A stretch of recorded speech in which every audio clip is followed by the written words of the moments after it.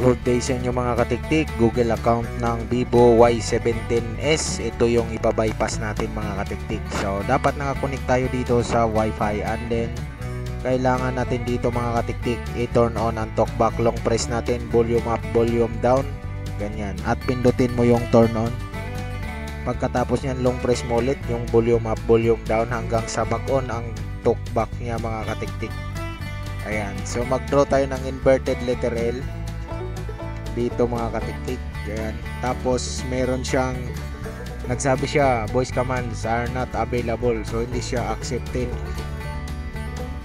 Ganito lang ang gagawin nyo mga katiktik kapag hindi available ang yung voice command. Sundan nyo lang ako. Ayan, next lang tayo at pupunta tayo dito sa my Wi-Fi portion. Ang Android version pala ng Y17s natin is Android 14 mga katiktik. So i-back natin dito para makapunta tayo sa Wi-Fi portion. Yan dito, add network tayo at pindutin natin tong parang globe. Double tap natin dahil naka-on yung talkback natin, and then next. Dapat kasi naka-on talaga ang talkback kasi hindi lalabas yung globe doon. Yan, so sundan mo lang yan mga katiktik. Double tap mo yung screen lagi pag kasi naka-talkback po tayo. Hindi po gagana kapag single press lang ang ginawa nyo, dapat double tap. So dito isa-isang tap lang yan kasi letter. So gamit ka tatlong daliri, slide mo lang at pindutin mo yung settings, double tap, and then pagpasok mo dito kailangan natin i-off ang talkback. Long press mo lang yung volume up saka volume down, yan, hanggang sa ma-off yung talkback. Ayan o, na-off na po yung talkback natin. Back lang natin dito gamit sa arrow na baba, slide down, base, braille display, and then go to yan, talkback, and then hanapin mo sa baba yung accessibility menu. I-on mo ito mga katiktik. Yan, on, allow mo lang, tapos accept. Tapos yung magkakaroon ka dito ng parang green, back mo lang yan mga katiktik.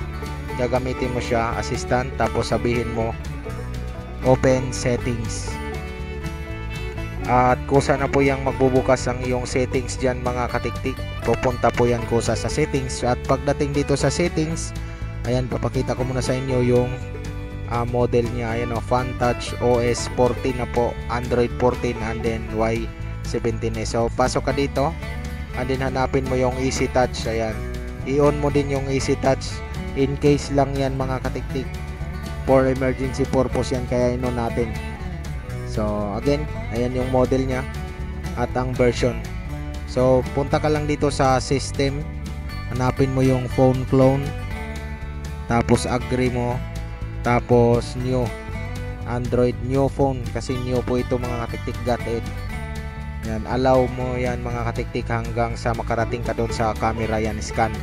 So kuhanin mo yung isa mong cellphone, kahit anong Android, punta ka lang sa Google Play Store, i-download mo yung Activity Launcher, install mo yon, type mo lang yung Activity Launcher. Ayan, so install mo yan. At isa pang i-download mo or i-install is yung Easy Share. So i-type mo lang yung mga katiktik sa Google Play Store yung Easy Share. So hindi po siya X-Share, Easy Share. Easy Share po yan mga katiktik. Yan, i-download mo yan sa Google Play Store. So kahit anong Android yan, pwede yan. So ito yung niya, icon, yan yung i-download nyo, and then open, install and open. So old yung pipiliin mo dito, and then i-scan mo lang dito sa kabilang device. Yan, scan.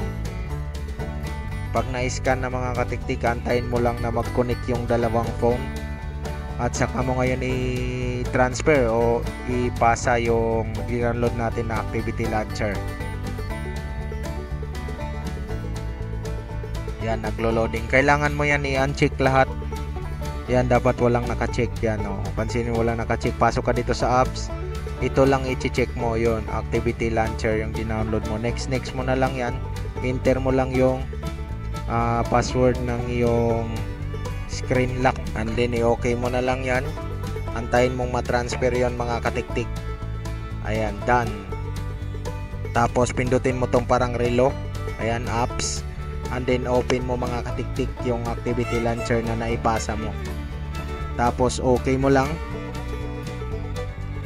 antayin mo yung loading dyan mga katiktik, at habang naghahantay ka, pwede mo nang i-like at syempre mag-subscribe ka na rin para sa iba pang video ng ating channel, no mga katiktik. Para maging updated ka, i-on mo na din yung notification bell. So puntahan mo lang tong Android setup at hanapin mo tong walang setting na icon, trampoline. Ayan, yan yung itatap mo, and then start, skip. Ayan, so antayin natin na kabila. Next dito, dapat di ka magkamali dito mga katiktik. Next, tapos no cable, copy without cable. So yon ang pinaka-importanting part doon mga katiktik, dahil kapag nagkamali ka ng pindot doon is hindi po papasok. So next tayo, next keyboard, use Google account, and then next, and then so gagamit tayo dito ng Google app. Yan, pindutin mo yung mic yung Google app at sabihin mo set up my device. Yan, at kusa na pong kaganyan, next mo lang na yan, next lang, antayin mo na mag-connect, and then next, tapos copy. So ang enter mo ulit yung password ng iyong device mga katiktik, at hintayin mo na lang na mag-copy yan mga katiktik. Ano, hintayin mo yan, nakikita mo copying your account. So antayin mo na makopy siya doon sa kabila. Bali kinokopya niya yung Google account natin dito sa old na phone, dito sa ating ibabypass dito sa Vivo Y17s. Pindutin mo lang yung don't copy. Yan, don't copy. And then next, pindutin mo lang yung next. Yan, antay-antay lang tayo mga katiktik, kasi malapit na tayo matapos dito sa process. Kaya advice ko mga katiktik is panoorin nyo muna, tapos saka nyo susundan.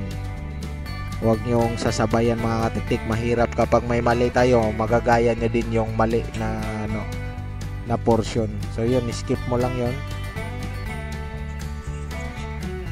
So yan, skip, scroll up and then skip.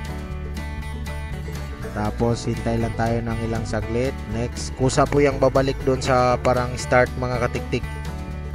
Pero ganyan talaga yung process niya. Yun yung process. Babalik po yan. Ayan o, start. So dito, pipindot na lang, si-set up na lang natin mga katiktik. Kusa po yung bumabalik dyan sa harapan.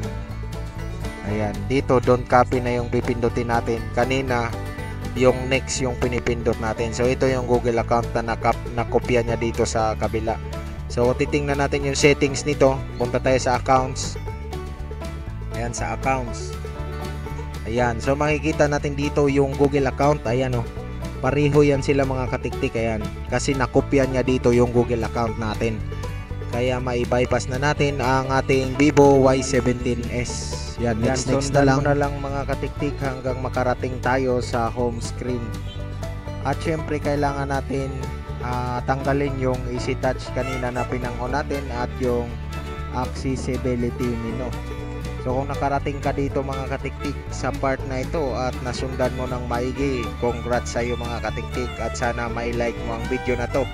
Maraming thank you, dahil pag nakarating ka dito is 100% success na po ang pag-bypass mo sa iyong Vivo Y17s. Maraming thank you at hanggang sa susunod ko na video mga katiktik.